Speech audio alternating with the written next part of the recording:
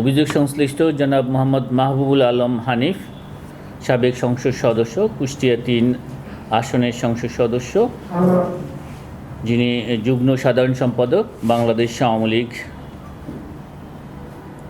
তার বিরুদ্ধে ২৭,৩৯,০০,০০০ টাকারও বেশি মূল্যের জ্ঞাত আয়ের উৎস বহির্ভূত সম্পদ অর্জন এবং ১৮টি ব্যাংক অ্যাকাউন্টের মাধ্যমে ঘুষ ও দুর্নীতির মাধ্যমে অর্জিত ৮৬৬ কোটি টাকারও বেশি সন্দেহজনক লেনদেনের অপরাধ অনুসন্ধানকালে প্রমাণিত হয়েছে।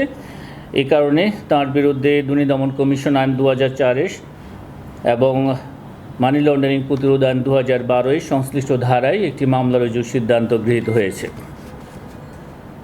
অভিযোগ সংশ্লিষ্ট জনাব ফৌজি আলম, স্বামী মোহাম্মদ মাহবুবুল আলম হানিফ, কুষ্টিয়া ৩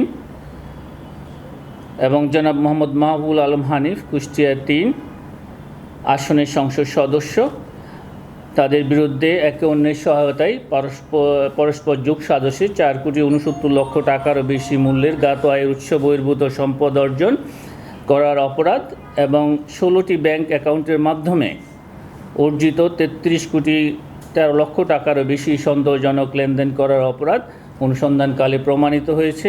এই কারণে তাদের দুজনের বিরুদ্ধে আরও একটি মামলা রুজুর সিদ্ধান্ত গৃহীত হয়েছে।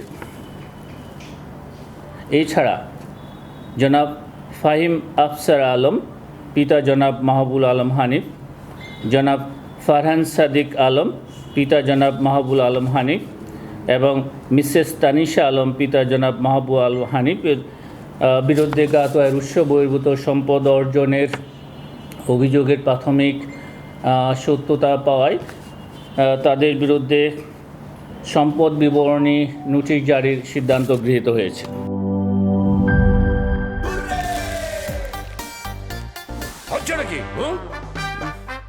সিচুয়েশন যেমনই হোক, হুররে থাকলে নো টেনশন। মিল্ক ক্রিম আর এক্সাইটিং ফ্রুট ফ্লেভারে তৈরি হুররে ওয়েফারের মাঞ্চি টেস্টে আপনিও বলবেন টেনশন দূর রে, হয়ে যাক হুররে।